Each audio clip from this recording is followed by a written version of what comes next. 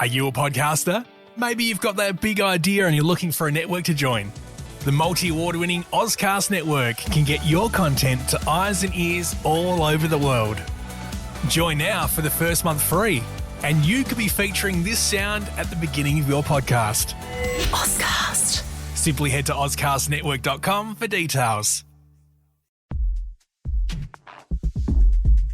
You are listening to an Apple Slice podcast first. Yes, that's right. In the past, myself and Nick have usually read fan feedback, but this time I'm going to go one better, and that is to actually talk to Apple fans directly. So we have Bonus Bite for our bonus episodes, but this format needs its own name.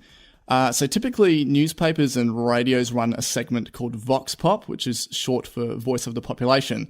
Now, with my love of wordplay and this being Apple related, rather than Vox Pop, I'm going with VOX PIP. Yes, like apple seeds, if you get the joke there.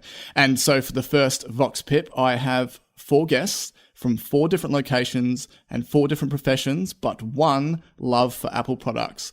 It was proving near impossible to coordinate all guests in one conversation, so each guest is a one-on-one. Now, the topic in this episode is none other than the Apple special event. Yes, that's right, iPhone 8, iPhone 10, the keynote itself, and more. Okay, so our first guest loves creating characters and on Twitter loves using characters. Say hello to Heidi Helen. How's it going? Hi, not too bad. Cool. Now, to give the listeners a quick summary, can you let us know where you're from, what you do, and how you first got into Apple? Okay, I'm from Adelaide, South Australia, and I'm a graphic designer that specialises in designing user interfaces for apps. So I work remotely with an app developer in California, and we have a couple of apps on the App Store, including a translation app called Boomerang, and also some iMessage sticker apps, and we're currently working on a new app that we're hoping to release later this year. I first got into Apple when I was in university about 10 years ago. A lot of people had iPods on the train on my way into uni, and I really wanted one. And eventually I got the 4th generation iPod Nano, and I loved it so much. I pretty much listened to music everywhere I went. And besides that, I saw lots of Apple products on TV, and I really wanted an iPhone. I was really inspired by the thoughtful design and all the things it gave you the ability to do. And my first was the iPhone 4S, which I got at the end of 2011. And since then, my Apple fandom has kept growing. I didn't always used to watch the keynote, but my friend and co-worker is really passionate about Apple, and that energy caught on, and now I never miss one. It is definitely something that once you get into, it's very hard to get out of, and every time I just get so hyped for the keynotes. I love that you pointed out the fact that the iPod was your kind of gateway into Apple. It seems to be the case for a lot of people around our age group, so that's good to hear. And I am keen, actually, also myself being a graphic designer, when you mentioned the sticker packs and that, so because I definitely want to get into that sort of thing for the podcast too. So graphic design and illustration is something I'm very keen on. Just wish I had a bit more time for the illustration, but it's good to speak to someone from a similar field. So with the event itself, I'd like to get your thoughts on the actual keynote and any particular things that were a highlight for you. Yep. I found the keynote really exciting, even though there was a lot of leaks beforehand. I had to set my alarm for it because it's 2:30 a.m. on my side, so I didn't get too much sleep beforehand. So there were a few things that stood out to me. Firstly, the opening quote from Steve Jobs. He talked about making... definitely. Yeah. He talked about making something wonderful and putting it out there into the world, which I found really touching because I'm also working on something and I really believe in it and I'm putting a lot of detail into it. and it's a little piece of me, and that will be exciting to get out. And Apple does incredible things, and as a creator, I strive to do the same. Another thing that stood out to me was the new gold finish. I have all my Apple products in gold. Like, I have a gold MacBook, a gold phone, and gold Apple Watch. And I thought it was rose gold in the demo video at first. But then I found out it was the new gold finish. And you and I actually mentioned on Twitter it looks like a cross between the current gold and rose gold. Yeah, so prior to the event with all but even prior to the major leaks, a couple months before, there was talk of a new supposed copper gold, which was then looked like it was going to be called a blush gold. And so this kind of aligns with what I think of as blush gold, where it's like a golder version of rose gold, essentially. I really like that balance between the two. Yeah, so hopefully rose gold fans won't be too unhappy that there's no rose gold for them this year. There's just the gold, but it looks close enough to a combo that hopefully will make both fans of gold and rose gold happy. Definitely. Do you have any other highlights you want to touch on? Oh, yes. There's a few more things. I was pretty excited about the new portrait lighting.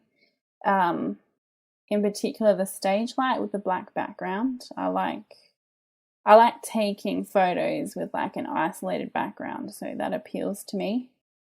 And I also really liked the animojis. I did happen to see them leaked prior, but I didn't know that you could use your voice to record and send them. So speaking, just as a bit of a side note, speaking of the leaks, what was your take on it? Because I know a lot of people clamour for any bit of information they can get, and this event essentially was completely unveiled a few days before it actually landed.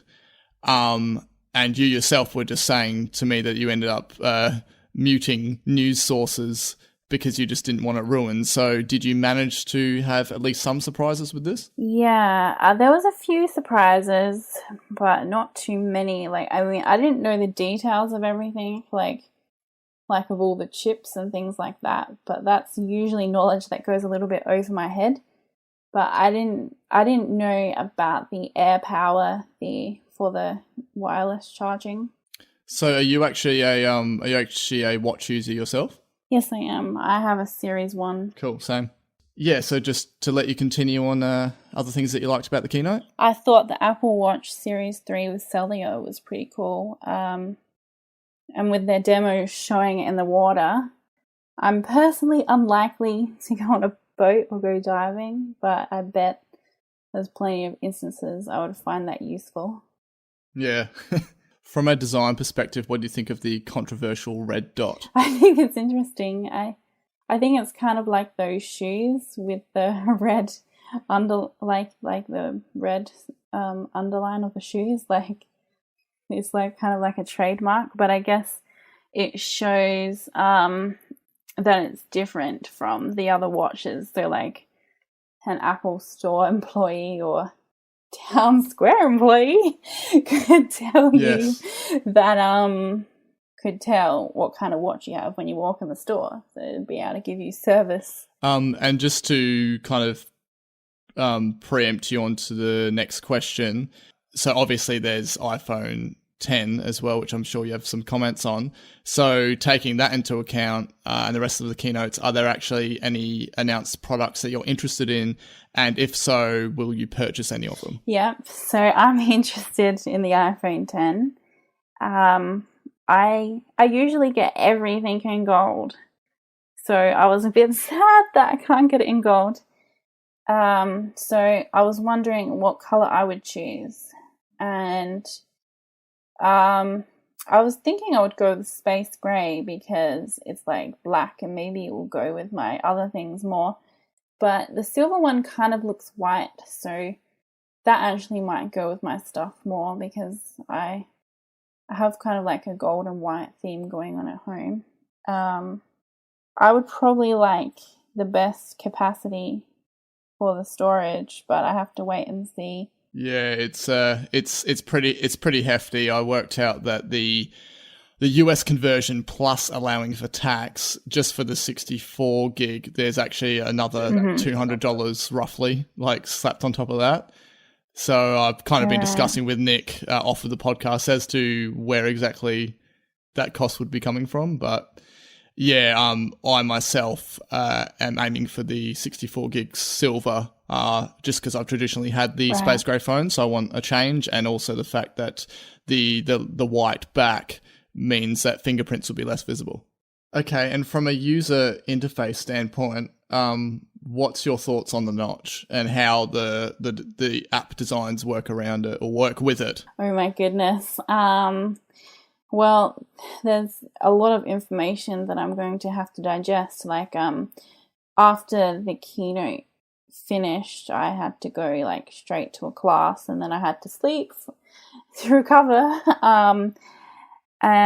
But my first thoughts are it's going to be a challenge, because at the moment, all of my user interface designs are like for the iPhone 7 size at 1x. And I'm going to have to work out how I accommodate that in my designs, like in many orientations, in portrait, in landscape on both sides, like, because it can block off table cells that are close to the edge. They're going to have to move over somehow. And there's going to have to be like the nav bar and tab bars are going to have a lot more space above and below. Yeah, I think a lot of app designers are going to be making use of additional padding and that sort of thing, just to kind of clear its way. Yeah, I hope there'll be some UI kits that I can take advantage of. And before we bring this to a close, is there any other parts about the keynote or any other products you'd like to discuss? I might go back to the leaks for a moment. I didn't really say before that I found it pretty upsetting. There was a lot of stuff I didn't want to see. Like the name of these, like I saw the name of the new phones and that there'd be more than one, and the emojis beforehand. And those are things that I would have liked to go like, ooh, and like be excited about when I saw them. And I like felt for the Apple employees who worked hard on things and they didn't get to announce their own work the way they would have wanted to. Unfortunately, it was because of a disgruntled employee. That's the reason this whole thing went out in the open. It was easier to believe like it was a carrier doing it than someone from Apple itself, but I think ultimately, though, really what it did for people that really follow the news sources, it mostly confirmed what you're thinking anyway. The surprises being stuff like Animoji and that. But just for the general public, even, a lot who don't even watch the keynote, for them, everything's brand new. They probably didn't even know about a bezel-less display or anything like that. And I guess lastly, seeing how it's written, do you rather call it iPhone 10 or iPhone X? Oh my goodness. I keep saying iPhone X whenever I see it read, and like I go to pronounce it that way. But when I wrote some notes for this podcast, I actually wrote it out as the number 10 to make sure I say it right. But I have no problem either way. Like, I would not get grumpy at someone saying iPhone X, and I will probably be calling it that myself. But pretty much anyone I know that's seen it pop up, when it was announced online and everything, they immediately assumed it was iPhone X, and I'm more than happy calling it that. I just don't even want to go to the stress of pointing out that it's 10, and then they'll ask, well, what happened to 9 and all that sort of thing. So I'm more than happy with iPhone X as the pronunciation. Yeah, me too. Cool. All right. Well, thanks for joining me for a bit. And I just want to finish this with, how could our listeners find you online? Okay, the best place for people to find me is on Twitter, which is Heidi_Helen. And I'm really active there, so come and say hi. I can definitely vouch for that. I like jump on. I jump in there. I'm sort of like in and out, but I don't. I probably don't go on it quite as much as I do, say, Facebook. But anytime I do go on there, there's that you're involved with a lot of the conversation, which is good to see. Yeah, we've had some long conversations on there. Such as not putting coffee in iPhone boxes. Yes, that was almost offensive. They're sacred objects. Don't put coffee in them. I still got a collection of all my boxes just because they are kind of like a piece of art within themselves, really. Yeah, me too. I have them in a drawer so they don't get any dust on them and they're nicely kept. Cool. All right. Well, thanks very much for joining on Apple Slice for the first time, and hope to have you back in the future. Thank you very much. I enjoyed it. My second guest can be found peeling out sweet combos on Tekken while also devising a plan on how to fund his next Apple purchase. You may know him from review culture, and back for a second time on Apple Slice, it's Lance. How are you, man? I'm good, Simon. How you doing? Yeah, just still making decisions regarding the announced products from the event, which is what we're here to talk about. Okay, so Lance, you featured on a episode of Apple Slice podcast just after WWDC. So for any listeners from back then, you will already know him and how he got into Apple and all that sort of history. But we want to give new listeners a quick recap. So I'd like to find out, or you can tell them where you're from, what you do, and how you first got into Apple. I'm a 30-year-old husband and father from Brisbane, Australia. By day, I work in the pathology industry, but when I'm not working, I'm a massive gamer and massive Apple / tech nerd, essentially. Since I got the first iPhone 3G in Australia and loved that, and from there it was love Apple products, and now I've got love my Apple Watch, MacBook Air, iPad, and Apple TV. So all Appled out at the moment. Yeah, it's always a way you kind of like you think you're set, and then they release new stuff, and you're like, how can I find an excuse to upgrade here? So yeah, how can I find more money? Yes, pretty much. Okay, so I got asked the question with yourself as a new father with a less than 1 year old. Did you attempt to stay up to watch the live stream or not? No, I definitely didn't. I did last time for the WWDC one. I stayed up, and my baby was born at that point. But this time I just didn't. To be honest, I think it's because a lot of the products and things were leaked a little bit, so it was kind of like, I kind of knew what to expect a little bit, so the excitement was taken out of it just that little bit, which meant it'll be all right. I'll watch it the next day. But it actually took me 2 days to watch it because I was just busy, and that was a bit tough. Yeah, I think also with yourself being a listener of this podcast, there a lot of what actually appeared in the event had been covered in the episodes leading up to it. So just before we actually touch on what you think of the event and any highlights, what's your actual take on this vital product info leaking? So basically it turns out it was maybe X, I'm guessing X now, a disgruntled employee who leaked the iOS 11 GM and sent it to news site 9to5Mac. So in that position, what do you think you would have done? Would you have reported it to Apple, or would you have thought, okay, well, we're a tech news site, our income is clicks, everything is ads based?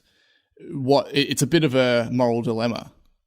Yeah, I mean, I suppose it depends on whether you're taking from the point of view of the writer that received the leak, or whether you're like the manager of the company, because the Apple leaks is what brings in most of the revenue for some of these websites. It's all rumors, it's all leaks. In between actual events and announcements, they definitely do the most traffic. So I'm sure, I don't think they would have. I don't think any website that's reporting on that gets a leak that reports on Apple stuff is going to go straight to Apple and let them know. I think that they're just going to publish it, and it's just part of the industry, unfortunately. The way I approached it in terms of that bonus episode I did just before the event is I labeled it with a spoiler warning and made sure that the text description didn't contain any spoilers. So hopefully I struck a good balance there. So it was you can take it or leave it type approach. Yeah, I think that was a good approach. I listened to it because I'd already read all of the leaks anyway, which it's a little bit hard to avoid, especially when you've, even on Facebook and things, I'm so used to consuming Apple news in, whether it's Apple Slice or whether it's 9 to 5 Mac or whether it's CNET or anywhere, and it just the spoilers just get thrown at you. So yeah, and I'm always interested. I can't help but click and read. So I know. I kind of feel like I delved right in when the HomePod firmware leaks came out. That I was kind of on a bit of a news roll. So anyway, the event itself. So what do you think of this keynote, and what were your favourite parts of it? Yeah, I think overall it did feel a little bit rushed, but that's just due to the number of announcements. They've never announced that many iPhones in one event before. So it did feel a little bit rushed, and they didn't touch on some of the things that they normally do, like that. They didn't even mention the thickness of the new phones, which is normally the thing. Oh, it's this thick, or it's this much thinner, or it's all that kind of stuff. So it was definitely a different vibe to a lot of the previous keynotes. Which has left a few questions, which is kind of good. It'd be nice to, have some surprises when either getting my hands on the product myself or reading some more information. But in general, I think all of the products that they did announce are killer. I think they're fantastic. I am a little bit disappointed with the 8, and like you were, Simon, with the fact that none of the bezels are reduced and it's all the same. It's essentially the same form factor with a glass back, which is, we haven't really changed much since the 6. So that's a little bit disappointing. But then the iPhone 10 or iPhone X or whatever you want to call it, iPhone 10 is the worst name ever. Yes, that's why I still call it iPhone X. Exactly. They just should have gone with iPhone X. But anyway, and they didn't even harp on the fact that iPhone 10 is because it's the 10th anniversary iPhone, which rumors have said that's what they were going to do, and that's the reason they were going to do it. But I don't even recall them mentioning that. So it kind of took out a bit of the reasoning for the 10 name. But the iPhone 10 as a whole, I think, has made up for everything that the iPhone 8 lacks. It's amazingly innovative, and I'm super, super keen to get one, provided the price is right. To be honest, I know it's going to probably be expensive, but can carriers get it down to a decent amount? I just don't want to spend, $130 a month for my phone now that I've got a child and my wife's on maternity leave and things like that. Money's are a little bit tighter these days, so those monthly costs just add up. I'm super keen for it, though. I've made the executive decision to buy it outright. Okay, yeah. Just buy it and then put it on a bring your own plan. Yeah, it'll reduce my actual monthly plan way, way, way down, because obviously no repayments and that sort of thing.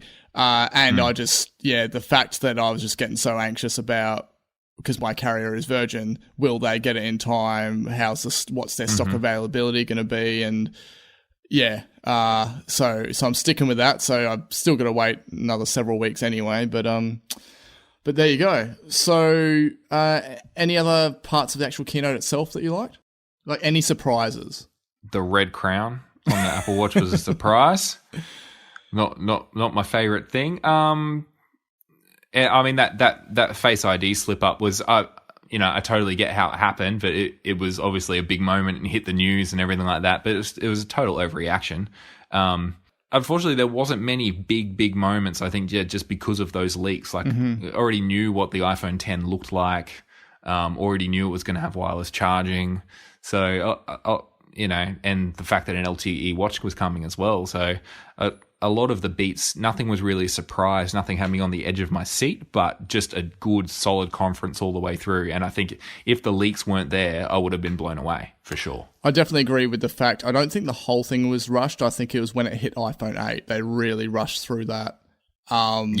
Just to fit within that 2-hour time frame. And do you remember back when we were kind of guessing, okay, what's going to happen with the September event? Will they include HomePod? I mean, I'm glad they didn't, because it just would have been super, super rushed. Yeah, I mean, they could have gone longer, really. It was 2 hours, but hey, make it 2.5. I don't think anyone would complain if they wanted to cover HomePod or some other things. And I suppose they've got a schedule on the day as well. They don't just have the keynote conference. They've got hands-ons and demos and all that kind of stuff. So they got to fit into a whole day as well as just for us. Going off on a little side note, do you have any feelings or indications of how they're going to further detail HomePod? Will they do an event, do you feel, before the end of the year, considering December launch date? I think they'd have to. I think there's too many unanswered questions. Either they do an event or they do a massive press release, or I don't know. There's got to be something, because at the moment they've got to show off Siri with HomePod more. Yes, and I think if they're going to, and I hope that they're going to improve Siri, and line it up and bring out a iOS update with better Siri across all of the platforms at the same time or similar time HomePod releases, I think would be really, really smart. And then if they put that event together, so they've got the Siri launch and the HomePod together in one keynote for just like an hour or something, I think that'd work really well. But you never know, they've probably got some other products or surprises up their sleeve that they can fill it out to 2 hours with anyway. You never know what's going on. I'm still waiting for a smaller event with a more controlled environment in terms of, because of the actual sound itself and the demonstrations. But I'm still waiting for some sort of invite for a HomePod event, just with simply "Let's get serious" or something like that. Yep, that would satisfy all of your pun dreams, wouldn't it? Oh, it would. It really would. Okay, we're gonna put it back to a little bit more of a positive spin. The actual products themselves, what are you interested in, or do you think is within the realms of purchasing? Oh, well, I want everything, but I think the biggest takeaway from that is I'd love the iPhone 10. I mean, my 7 is only a year old. I don't normally upgrade halfway through a cycle. I normally wait. But the fact that this isn't a 7 iteration this time, they've gone with iPhone 8 and brought out something as big as the 10. If I can pay out my phone off from the carrier with not too expensive. My brother's actually offered to buy my 7 off me and give it to his wife. So if the payout figure isn't, if he'll pay it out for me and take my phone off me, and the plans are competitive, I'll jump on an iPhone 10 provided I can get one. I'm not sure what the supply chain is going to be like, but I mean, I'd love to get a new Apple Watch as well. I've got the original. So not even the Series 1. So it's a bit slow, and I'd love the waterproof features. And I mean, LTE is really good as well. I'd love to stream music now that I've got AirPods as well. But without, being able to put it on a plan or anything, forking out another, $550 to $600, even just for a sport version is, when my current watch is still going strong, I probably won't get it. But I even want an Apple TV. I want the 4K Apple TV. I've still got one of the really old original ones, not the ones with a hard drive in it, but 4th generation or 3rd generation or whatever they are. And yeah, it'd be 3rd, because 4th gen was one with the Siri remote. Yeah. Okay, yeah. So I don't have one with a Siri remote or anything, and some of the features, and now that they're bringing the TV app to Australia, like a lot of those things were really great. And for some reason, even when the first one came out with the Siri, I gawked at the price and I thought, that's not really worth it. But now this one's come out, and for some reason my brain feels like it's worth it. So yeah, even though it's it's the same price or slightly more expensive. So yeah, I'd like to get one of those as well. So, but whether I get any is out of all of them, the iPhone 10's the most likely, just because you can put it on a plan and stuff. But yeah, I mean, we'll see. We'll see. You never know. Depends on how much secondhand original Apple Watches go for on Gumtree, I suppose. Okay, so you're one of the first that I've spoken to that has actually mentioned or expressed interest in a Apple TV 4K. So does that kind of come from, obviously you mentioned because you feel like it's time because you have an older version, but is it the 4K HDR aspect that kind of hooked you? Because like I'm assuming, being a gamer, that 4K is something that kind of draws you a bit more? I can't really put it down to that, to be honest, because I don't have a 4K TV, and I don't even think my TV can do HDR. So I don't really know what it is about it. I think maybe they they just showed it off well. And I think it's just the time in my life cycle of my Apple TV that I'm feeling like it's getting old and I want to replace it, rather than, you know, a year or two ago when the last Apple TV with the Siri remote came out, I was satisfied with my current one. So I think it's just that there's been more time rather than the actual 4K HDR features. But you know, and also buying it, I think I knew last year that they'd make a 4K version pretty soon, and so I felt like if I bought one now, it'd get outdated pretty quickly. So I think now that they've brought a 4K one out, if I bought one now, it would probably last me longer. Okay, so I want to touch on the biggest bone of contention with you, and that is the red-topped crown. Now, my idea for this is, okay, well, it turns out it's not the antenna, and it's purely just something to, you know, show the fact that it is a LTE-enabled version. My idea for it was, okay, if they really wanted to go with that, they could have just, and colored the top, they could have just gone with a darker shade of whatever metal body finish it is. So you could have like the space grey could be an even darker circle, and then, you know, the gold could be just like a slight tint sort of it. So it's still subtle enough, still ties in, but it's still noticeable. It was easily one of the most bizarre things that I'd seen, particularly with the leaks. I was like, oh no, surely that can't be right. They didn't even mention it, which I think is the weirdest thing. The entire keynote, they didn't say the LTE version has this red crown. Yeah. And this is why we did it. It was just there. It was like the elephant in the room that nobody mentioned. And it's just really leery and ugly. I don't understand why they did it. Does everyone really need to see that my watch that happens to be on my wrist happens to be an LTE version? Is it a legal thing? You know, to say, oh, this is actually a phone, and you know, someone could be on the phone at the same time, and we need to be able to identify that. Like, it's really bizarre. I don't really know why they did it. I didn't think there's any reason to do it. Maybe have it as an option if you want, but whether I don't know. I'm just confused by it. Totally confused by it. It's not Apple-like at all.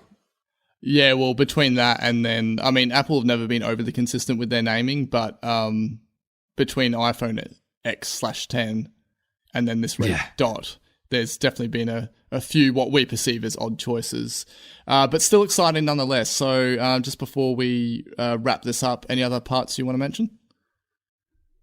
I'm a little bit disgruntled, to be honest, about the removal of the 128 gigabyte storage tier on the new iPhones. Yes. Yep. I feel like it happens to me every time I go to upgrade the phone, that I never want the bottom tier of data. It's too low. So I end up getting the second tier, and then the following year they pull the second tier out and offer one lower or one much higher. It happened with the 7. I had the 32 gigabyte previously in the 6, and I was happy with my 32 gigabyte. Or was it 64? No, it was 64. I was happy with my 64, and then the 7 comes out, there's no 64. It's either 32 or 128 or higher or whatever it was. And it's like, well, I can't go back to 32. I tried. I stripped as much out of my phone as possible.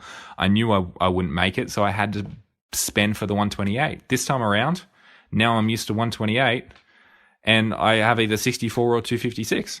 And I was like, well, now I have to get a 256 because I can't go back to 64. So it's just frustrating. It's like, get rid of this low tier.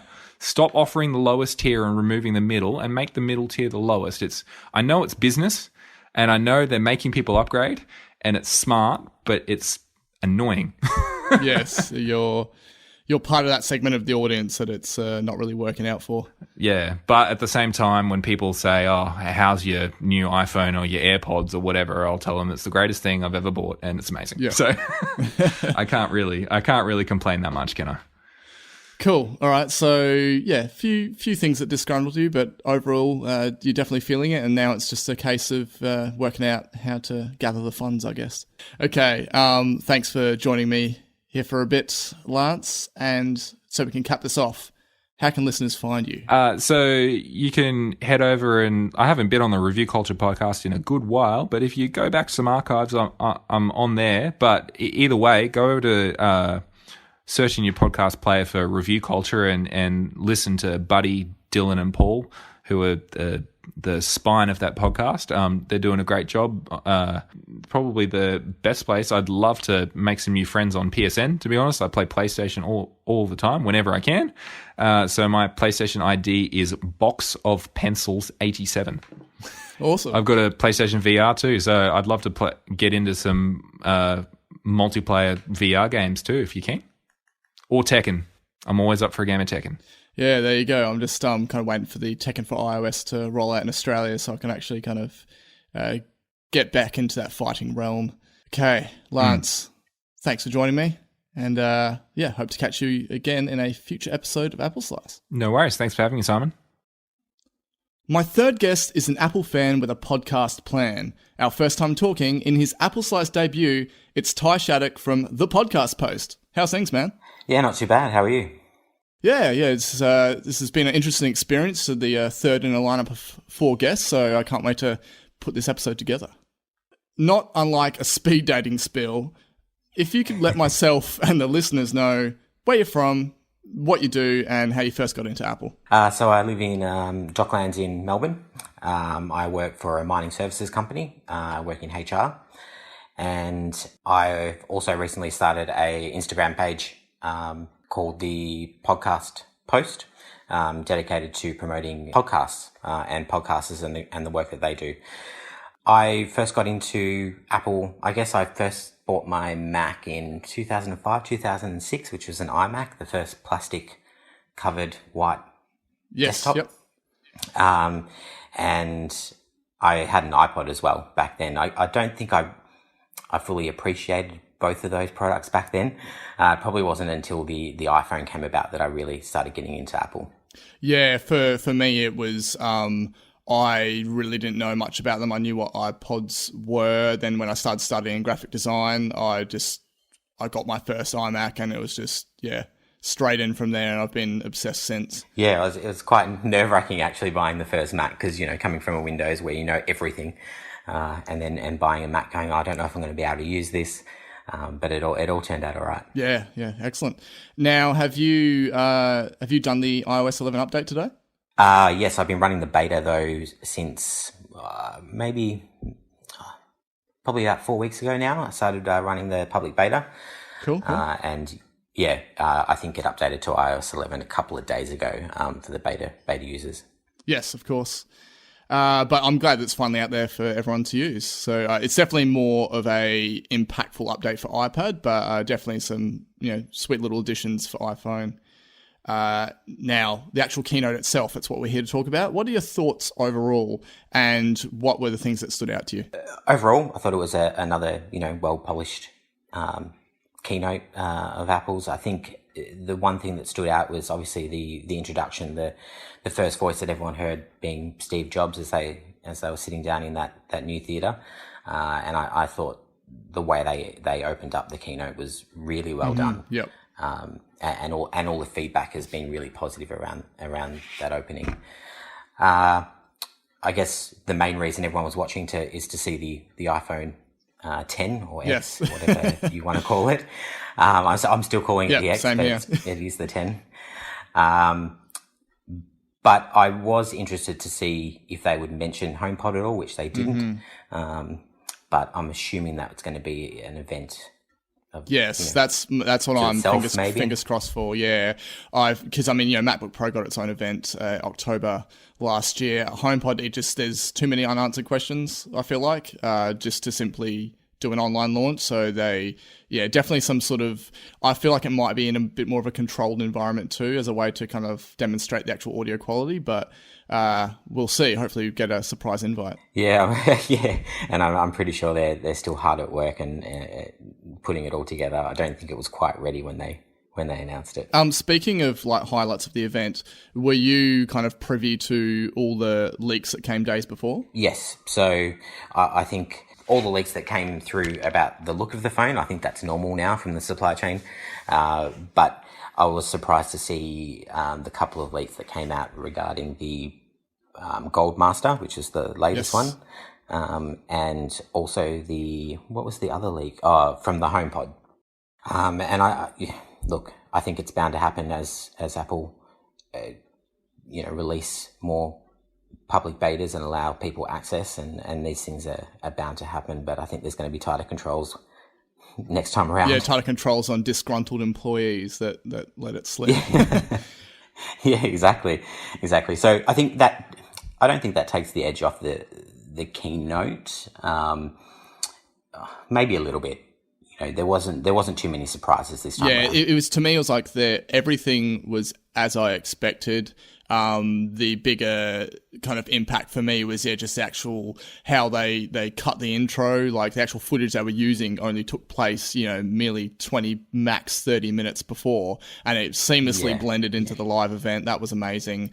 And then a few little surprises involving stuff they're doing with that Apple Watch, heart study, etc. And stuff like Australia getting the TV app. But in terms of actual product announcements and what they look like, it was pretty much for me there were no surprises except for the fact I was glad that there wasn't a copper gold iPhone X in terms of the way that the dummy version looked. I'm so glad that didn't go ahead. Yeah, I was excited about the TV app coming to Australia, actually. Yes. I'm not going to buy the Apple TV just because I don't have a 4K TV to use it on. But the TV app, I think, is going to be really good. All right, so the actual products themselves, as you said, not much in the way of surprises. What are you... Okay, there's what you're interested in, and then there's what are you actually kind of like realistically going to be able to buy? Interested in the watch. I've got a Series 1 Apple Watch. Series 2 didn't really make me want to go run out and buy it, being waterproof and GPS and all of that. I still don't know if I can justify $600 on the new Apple Watch, so that's still up in the air. Won't be getting the Apple TV just because I don't have a 4K television. Do you currently have an Apple TV? So you got the one with the Siri remote? Yep. Yeah, and I've got an older one in the bedroom. So the phone, I guess I'm definitely going to get the 10. Okay. So I won't bother with the 8. I've got a 7 Plus now, and I had a 6 prior to that. And I'll skip the 8 and go straight to the 10, I think. And so are you planning to wait for the carrier to get it, or are you just going to bite the bullet and go outright?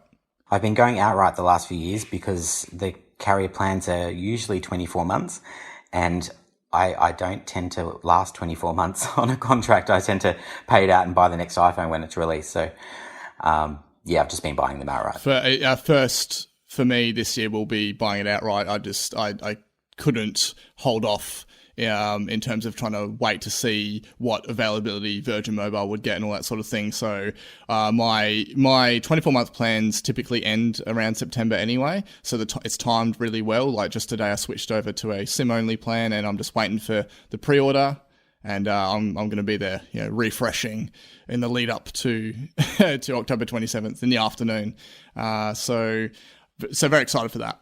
Now, taking that into account, do you have any color preference? I'll probably go to space gray. I was going through a stage of buying the white face phones, and I switched to the black ones the last couple of models, and I don't think I can go back to the white ones. I don't know why. I don't know what it is.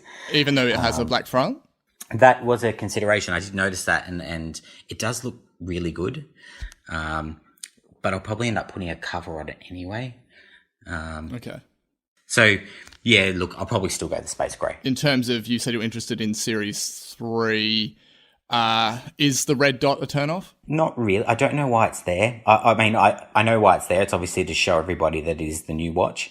I was one of those people that thought it was the antenna at the start until they explained that it wasn't. So they needed to make a point of difference, and they weren't able to change the design by the sounds of things. So putting a red dot sort of makes it look new, and everyone will know that you've got the newest watch on. Of course, you said you still pronounce it X. Most people I know still pronounce it X. I don't even want to go into explaining to people why it's called 10.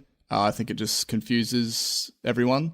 When it was actually officially announced as iPhone 10, what were your feelings? What's going to happen to 9? Like, I don't know. I don't know if that's the end of the numbers. I think is 8 the end of the number? I don't know.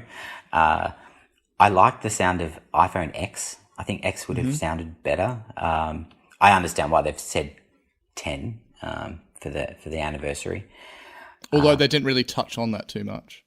No, not at all, did they? I don't know. Yeah, I no. It was just like, this is iPhone 10, and it would have been great to be like, because 10th anniversary and all the wallpapers and everything are very retrospective, and so that definitely signifies the whole 10th anniversary thing. But yeah, I thought they'd make a big deal of it, but they didn't. No, not at all. I'm probably still going to end up calling it X. Okay, and so just to come back to sort of what your link is with all of this. So I essentially just found you through, I think you did some posts and I commented on over Instagram with your page, the podcast post. So as you said, you're currently sort of like, you're starting it up and you're trying to sort of form ideas at the moment of some like web platform for it. Can you elaborate on any of this, or is it all just just sort of in a brainstorming phase? So I guess it was just I found that being a fan of podcasts myself, trying to find new podcasts definitely wasn't a struggle. I could go on iTunes and I could find trial and error, just listen to an episode or two and find the one I liked. But you're really restricted to what Apple drives to the top of their charts. And yes. I found that a lot of the podcasts that I found that I really, really like aren't in those charts. And I can only imagine that it must be hard for podcasts to get noticed out there. So I thought it might be good to start a page. So it started off with the Instagram page, and asked for people to send me through their podcast for me to listen to. And I've started creating posts promoting those podcasts. So there is a website to follow that's still in the works, where I plan on, reviewing the smaller podcasts out there. But I think it's important to promote all the work that people do, and the content that is out there is amazing, and it's for free. So I mean, I really appreciate the reasoning behind all of it, because I agree wholeheartedly with you. I mean, ourselves for Apple sites, we've been doing this for a year and a half. We did it purely as like huge Apple fans. We wanted to give our kind of Australian perspective on everything, with a lot of these tech podcasts being kind of US based. And with podcasting now more popular than ever, it is just even harder than ever to even get anywhere involving charts. And I just love this fact that you're kind of like repping those smaller podcasts and trying to provide your platform as a way to just give more awareness and a bit more of a chance to them. Because as you say, there's plenty of great content out there, but if it's not on the charts, or you don't hear about it from a friend or whatever, it's a tough game. But I'm glad that there's people like you that have set up something like this. And so do you think there will ever be a podcast post-podcast? I have actually thought about it. This is actually my first ever appearance on a podcast ever. So, yes. I have thought about it. I don't know what it would be about, whether it would be about podcasting itself. But yeah, that'll be a little while away yet. Okay, and so finally, just to wrap up on this, I guess if you want to give yourself one last plug, how can listeners find the podcast post? So the Instagram page is the podcast post. There is a link there to a website landing page where you can sign up to be notified when the website does go live. The website is thepodpost.com, or you can reach out via Gmail, which is thepodpost@gmail.com. Yeah, thanks for dropping by, Ty. Can't wait to see how it all progresses for you, and I definitely hope to have you back come another major Apple event. I look forward to it. Thanks for having me on. Cheers, thank you. Thank you. Apple Slice have spent over a year of trading Instagram likes with our final guest. From the opposite end of the earth, I'm thrilled to finally speak to Sadia, also known as tech blogger Xalirate. How's your day so far? Yeah, very good. Thank you, Simon. How are you, and how's your day going? Yeah, this is my first international Skype call, so I guess I'm going to do the obligatory how's the weather thing. Well, as you'd expect, it's not very great. Our summer lasted like 2 weeks, so... Oh, nice. Pretty typical weather from the UK. There you go. But what we're here to talk about is, of course, the Apple event. Now, before I get into it, if if you just want to let listeners know, essentially, you know, what we've already established you're from UK, but essentially, you know, where you're from, what you do, you know, what Xalirate's all about, and how you first got into Apple. Cool. So obviously I'm from the UK. I live near London, just on the outskirts of London. Obviously what I do, I work as a front-end web developer as a full-time role, but Xalirate is the tech blogging and tech videos that I do outside of work. And how I first got into Apple, the first product I actually got was the iPod Touch 4th generation. I just wanted like an iPod player and just something to listen to my music with, and obviously it had the apps, which was pretty awesome. And that's actually the first product that got me into Apple because I loved it so much. It made me want to get the iPhone 4, and ever since then I've just been a massive iPhone fan and a massive Apple fan. I think the most interesting part about yourself is the sheer amount of products that you acquire, and also the fact that you strike a balance of both Apple and Android. All the people I've spoken to so far are very much Apple exclusive, but it's very much interesting to see someone that kind of balances that line between the two, because you know, I very much have to kind of like contend with a lot of the super Samsung fans, you know, knocking what I'm into and then I'm knocking what they're into. But it's really good that you've kind of got this overall view of it. Yeah, I mean, it's kind of nice to have the best of both worlds, but I definitely prefer Apple over Samsung for sure, but even iOS over Android, 100%. But yeah, I have to admit some of the other products on the market are pretty cool. Yeah, cool. They've definitely the Android space has definitely come a long way. Yeah, they definitely have. Since the iPhone first launched. Yeah. So yeah. Okay, so the big event itself. I just want to get your kind of overall feeling on the event. Any particular things that stood out to you, and then did the leaks that happened beforehand, did they ruin the event for you? They didn't ruin the event for me, definitely not, because I think Apple do such an amazing job with their keynotes. Even if, like, unfortunately, a lot of pretty much all the info was leaked prior to the event, and it's really annoying that happens because I mean, you kind of want it to be like an element of surprise. You want to attend the keynote, watch the keynote, and be surprised. So obviously, I wasn't really surprised when Apple announced any of the features and any of the products because it was all expected. But it didn't spoil it for me because, like I said, Apple do such an amazing job with their keynotes and the way they launch their products and just advertise them and promote the features and things. They just do such an amazing job that even for someone like me, like for example, the Apple Watch, I've never been a fan. I don't do watches. And I think that's why I'm not very keen on smartwatches. But when they showed the Apple Watch, especially with the fact that it's got the LTE, it kind of made me want it. But I don't think I will. I don't think I will be buying it though. But it did make me want it. So that was definitely one of my questions, because I've noticed you. You obviously post up a lot of photography and your videos involving different models of phone and your MacBook Pro, etc. But yeah, never seen a watch yet, and that essentially has answered my question, that you've kind of never been into it, and then maybe possibly might dip your toe in with this one. So possibly, yeah. I guess while we're on the watch, from a design perspective, and I've asked everyone else this so far, what are your feelings on that red topped crown? To be fair, I mean, I think the Apple Watch, in pretty much all of the watches they've released so far and all the different designs and straps and things, they've done a pretty good job, and they do look aesthetically pleasing, definitely. I mean, I wouldn't complain about having that on my wrist, but yeah, so design-wise, I don't really have an issue with that, to be honest. All right, there were no surprises. The keynote still flowed very well, very polished. And so out of all the announcements, what product itself are you really most looking forward to? Oh, definitely the iPhone X, 100%. It's kind of good that you mentioned it or referred to it as iPhone X. Everyone I've spoken to so far has called it that as well. It may as well be the real name. Yeah. I mean, yeah, 10 or X, whatever, but X just sounds better. Well, you know, Xalirate. I did like that, the kind of tie-in. Yeah. Exactly.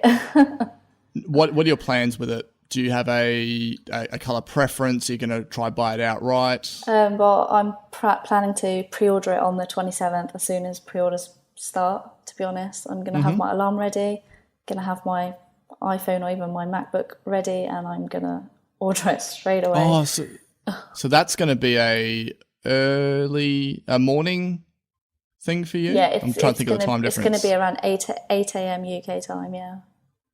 Okay, yeah, so it's still all right. It's not like the 1 a.m. live stream that I had to endure, but, you know. No, yeah, luckily it's not stupidly early, but I'm 100% going to be pre-ordering that right at the start as well, because they tend to just sell out really quickly, and then the delivery date gets delayed if you pre-order quite late in the day. I'm definitely having my, you know, default payment method ready to go. I think it's a shame that you can't actually add it to the bag beforehand, because that'd be even better. Just have it, have it ready to click at checkout. But okay, so space grey or silver? I think I'm going to go with space grey, to be honest. I am kind of like, currently got the jet black iPhone 7 Plus, and I am bored of jet black. But then silver's a bit light, and I think I would get bored of it pretty quickly. So I think space grey is a safe bet. What about things like Apple TV 4K? Because I see on your channel that you say that you're not really much of a TV watcher. Are you even thinking about the idea of upgrading there, or you've currently got the 4th gen one? I've actually got the 3rd generation one, so it's super old, very old. Yep. But it does the job. I mean, I pretty much use it to like screencast my MacBook on there, and usually mainly just for Netflix, because I don't actually have a smart TV, so the Apple TV basically makes it a smart TV. Yes. I did consider upgrading, but at the same time I'm kind of like I don't really need it, because I don't need that app, so I just need Netflix. But I have to admit, Apple did tempt me into buying it because of the 4K, but then it's like I don't have a 4K TV. Okay, so I mean, we've covered we've covered the TV, we've talked about iPhone X. Now I'm assuming with yourself that the 8 and 8 Plus don't even get a look in because of the X? Well, surprisingly, I've actually pre-ordered the iPhone 8, so I should be getting that this Friday. I thought I saw that. Yeah, I thought I saw that.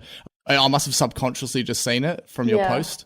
But that's amazing. Okay, so which color option do you go with there? So with the 8, what I've decided is instead of the 8 Plus, I went for the iPhone 8, because obviously the newer, the iPhone X is it's much smaller form factor compared to the Plus. So I thought, let me get used to that, because obviously I'm used to the 7 Plus. And then I thought, because I was contemplating, obviously prior to this conversation, whether I should go for the silver or the space grey, I thought, let me just get the silver iPhone 8, see how I feel, and then if I'm happy with it, then maybe I'll go with the silver for the iPhone X. Okay. So, but obviously I'm going to end up selling the 8 as soon as the X comes out, but I just wanted to get it so I can do a review on it, and also it'll help me get some extra content out on my channel, and also just to get a feel of the new phone, really. I love the way, though, that they've essentially retained the same design, but by using different materials and a variation with the gold and everything, they've still made it a very attractive option, even though it still retains the same.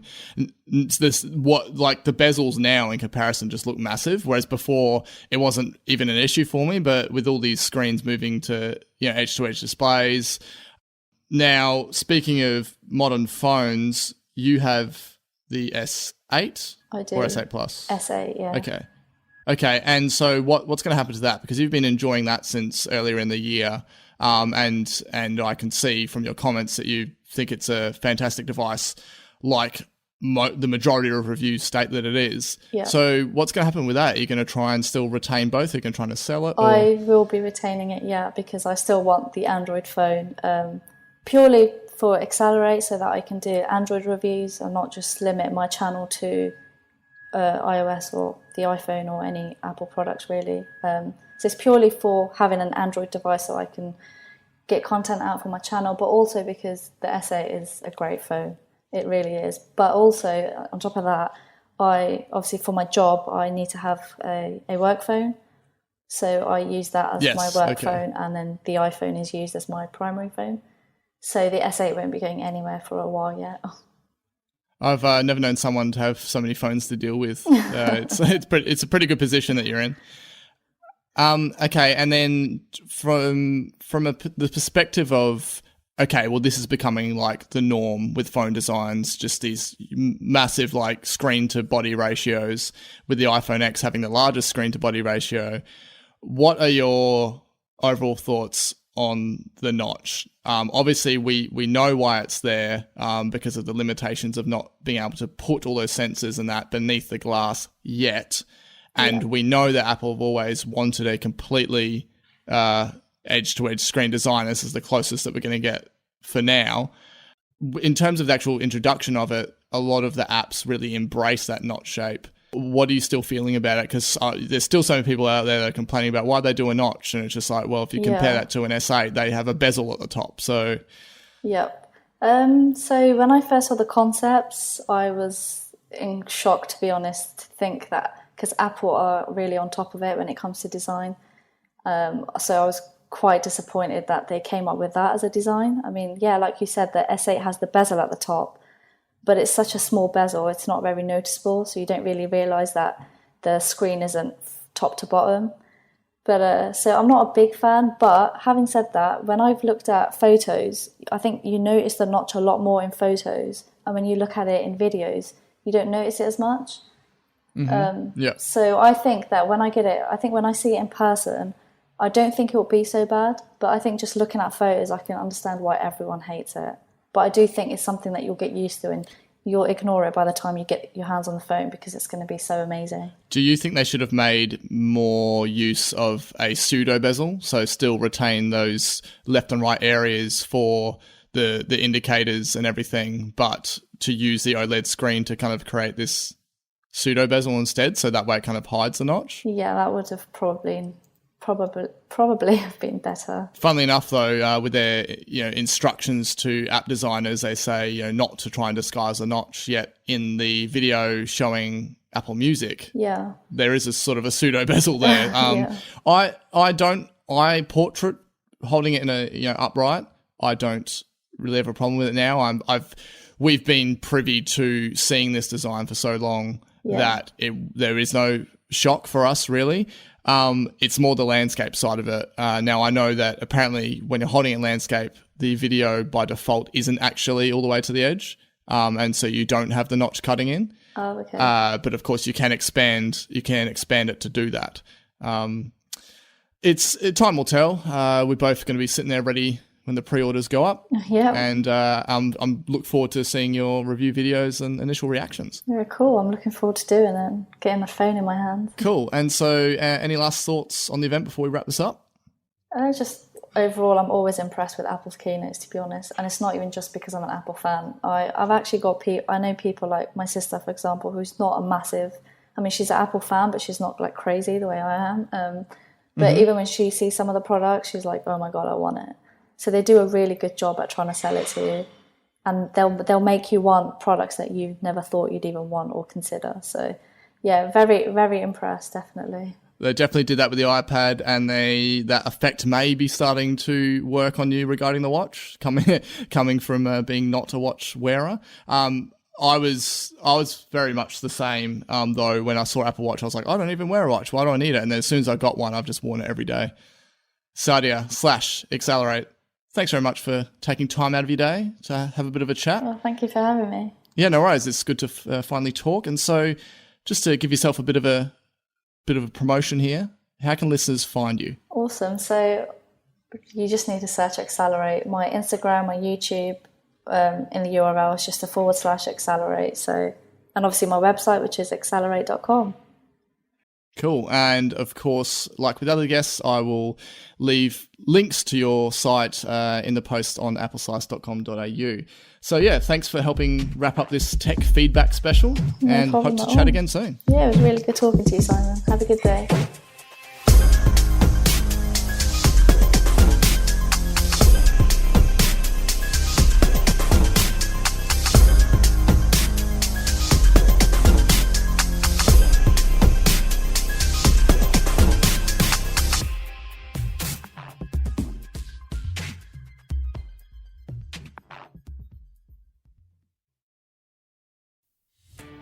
Are you a podcaster?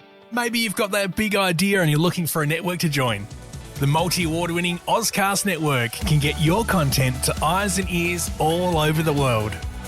Join now for the first month free, and you could be featuring this sound at the beginning of your podcast. Ozcast. Simply head to ozcastnetwork.com for details.